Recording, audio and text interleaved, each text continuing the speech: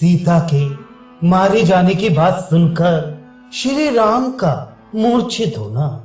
भगवान श्री राम ने भी राक्षसों और वानरों के उस महान युद्ध घोष को सुनकर जामवान से कहा, सौम, निश्चय ही हनुमान जी ने अत्यंत दुष्कर कर्म आरंभ किया है, क्योंकि उनके आयुधों का यह महाभयंकर शब्द स्पष्ट सुनाई पड़ता है। अतः ऋक्षराज, तुम अपनी सेना के साथ शीघ्र जाओ और जूझते हुए कपिश्रेष्ठ हनुमान की सहायता करो। तब बहुत अच्छा कहकर अपनी सेना से घिरे हुए ऋक्षराज जामवान लंका के पश्चिम द्वार पर, जहां वानर वीर हनुमान जी विराजमान थे, आए। वहां ऋक्षराज ने युद्ध करके लौटे और लंबी सांस खींचते हुए वानरों के साथ हनुमान जी को आते देखा। हनुमान जी ने भी मार्ग में नील मेघ के समान भयंकर ऋक्ष सेना को युद्ध के लिए उद्यत देख उसे रोका और सबके साथ ही वे लौट आए। महायशस्वी हनुमान जी उस सेना के साथ शीघ्र भगवान श्री राम के निकट आए और दुखी होकर बोले, प्रभु, हम लोग युद्ध करने में लगे थे। उसी समय समरभूमि में रावण पुत्र इंद्रजित ने हमारे देखते देखते रोती हुई सीता को मार डाला है। शत्रु दमन, उन्हें उस अवस्था में देख मेरा चित्त उद्भ्रांत हो उठा है। मैं विषाद में डूब गया हूं। इसलिए मैं आपको यह समाचार बताने के लिए आया हूं। हनुमान जी की यह बात सुनकर श्री राम जी उस समय शोक से मूर्छित हो जड़ से कटे हुए वृक्ष की भांति तत्काल पृथ्वी पर गिर पड़े। देवतुल्य तेजस्वी श्री रघुनाथ जी को भूमि पर पड़ा देख समस्त श्रेष्ठ वानर सब ओर से उछलकर वहां आ पहुंचे। वे कमल और उत्पल की सुगंध से युक्त जल ले आकर उनके ऊपर छिड़कने लगे। उस समय वे सहसा प्रज्वलित होकर दहन कर्म करने वाली और बुझाई ना जा सकने वाली अग्नि के समान दिखाई देते थे। भाई की यह अवस्था देखकर लक्ष्मण को बड़ा दुख हुआ। वे उन्हें दोनों भुजाओं में भरकर बैठ गए और अस्वस्थ हुए श्री राम से यह युक्ति युक्त एवं प्रयोजन भरी बात बोले, आप सदा शुभ मार्ग पर स्थिर रहने वाले और जितेंद्रिय हैं, तथापि धर्म आपको अनर्थों से बचा नहीं पाता है, इसलिए वे निरर्थक ही जान पड़ता है। स्थावरों तथा पशु आदि जंगम प्राणियों को भी सुख का प्रत्यक्ष अनुभव होता है, किंतु उनके सुख में धर्म कारण नहीं है, क्योंकि ना तो उनमें धर्माचरण की शक्ति है और न धर्म में उनका अधिकार ही है। अतः धर्म सुख का साधन नहीं है, ऐसा मेरा विचार है। जैसे स्थावर भूत धर्माधिकारी ना होने पर भी सुखी देखा जाता है, उसी प्रकार जंगम प्राणी पशु आदि भी सुखी हैं। ये बात स्पष्ट ही समझ में आती है।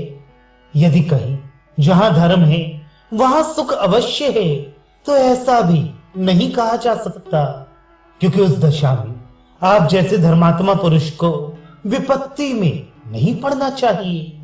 यदि अधर्म की भी सत्ता होती, अर्थात अधर्म अवश्य ही दुख का साधन होता, तो रावण को नरक में पड़े रहना चाहिए था, और आप जैसे धर्मात्मा पुरुष पर संकट नहीं आना चाहिए था।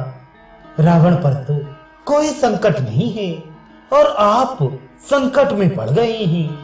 अतः धर्म और अधर्म दोनों परस्पर विरोधी हो गए हैं। धर्मात्मा को दुख और पापात्मा को सुख मिलने लगा है।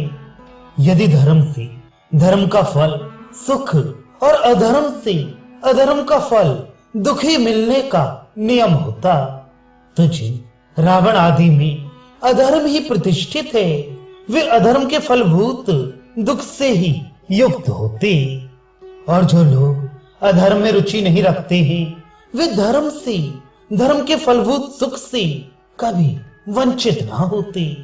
धर्म मार्ग से चलने वाले इन धर्मात्मा पुरुष को केवल धर्म का फल सुखी प्राप्त होता, किंतु जिनमें अधर्म प्रतिष्ठित है उनके तो धन बढ़ रहे हैं, और जो स्वभाव से ही धर्माचरण करने वाले हैं वे क्लेश में पड़े हुए हैं। इसलिए ये धर्म और अधर्म दोनों निरर्थक है। रघुनंदन, यदि पापाचारी पुरुष धर्म या अधर्म से मारे जाते हैं तो धर्म या अधर्म क्रिया रूप होने के कारण आदि, मध्य और अंत तीन ही क्षणों तक रह सकता है। चतुर्थ क्षण में तो वह स्वयं ही नष्ट हो जाएगा। फिर नष्ट हुआ वह धर्म या अधर्म किसका वध करेगा? अथवा ये जीव यदि विधि पूर्वक किए गए कर्म विशेष के द्वारा मारा जाता है या स्वयं वैसा कर्म करके दूसरे को मारता है तो विधि को ही हत्या के दोष से लिप्त होना चाहिए। कर्म का अनुष्ठान करने वाले पुरुष का उस पाप कर्म से संबंध नहीं होना चाहिए, क्योंकि पुत्र के किए हुए अपराध का दंड पिता को नहीं मिलता है। शत्रुसूदन, जो चेतन न होने के कारण प्रतिकार ज्ञान से शून्य है, अव्यक्त है और असत के समान विद्यमान है, उस धर्म के द्वारा दूसरे पापात्मा को वध्य रूप से प्राप्त करना कैसे संभव है? सत्पुरुषों में श्रेष्ठ रघुवीर, यदि सत्कर्म जनित अदृष्ट सत्य या शुभ ही होता तो आपको कुछ भी अशुभ या दुख प्राप्त नहीं होता। यदि आपको ऐसा दुख प्राप्त हुआ है तो सत्कर्म जनित अदृष्ट सत्य ही है। इस कथन की संगति नहीं बैठती। यदि दुर्बल और कातर स्वतः कार्य साधन में असमर्थ होने के कारण धर्म पुरुषार्थ का अनुसरण करता है, तब तो दुर्बल और फलदान की मर्यादा से रहित धर्म का सेवन ही नहीं करना चाहिए।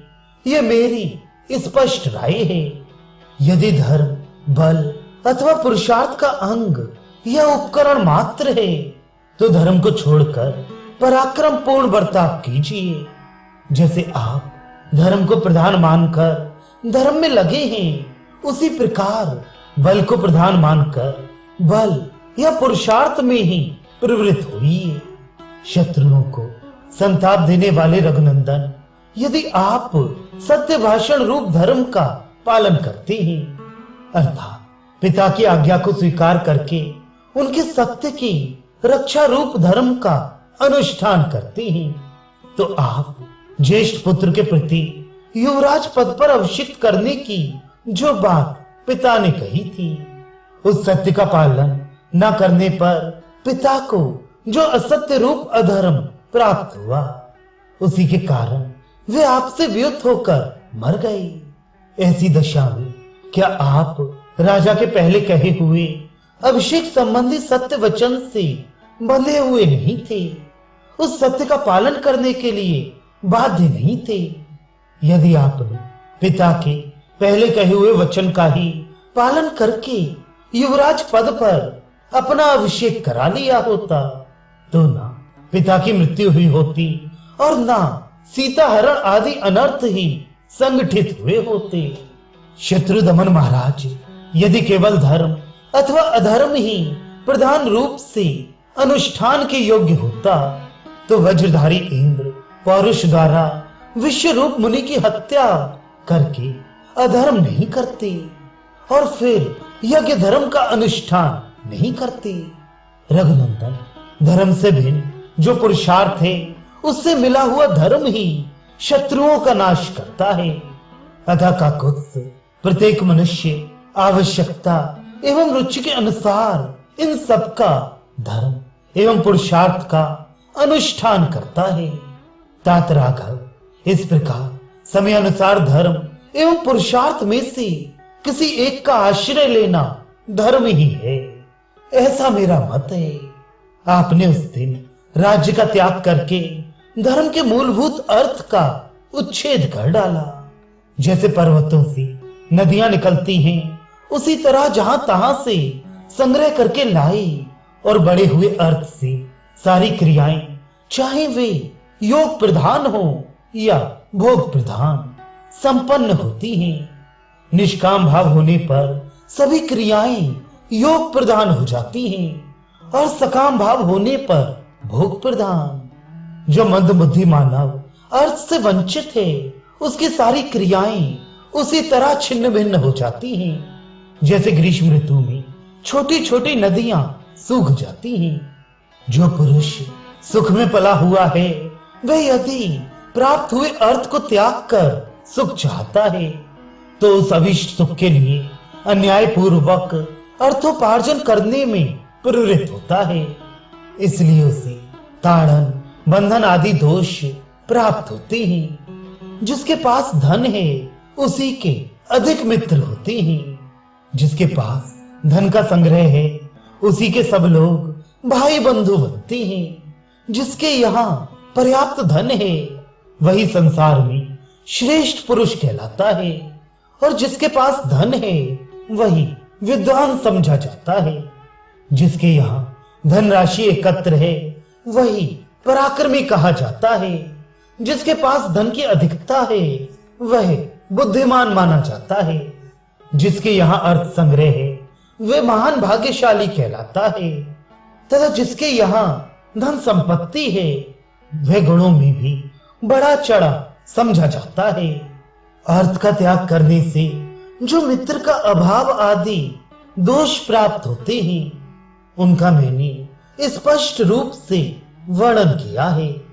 आपने राज्य छोड़ते समय क्या लाभ सोचकर अपनी बुद्धि में अर्थ त्याग की भावना को स्थान दिया, यह मैं नहीं जानता।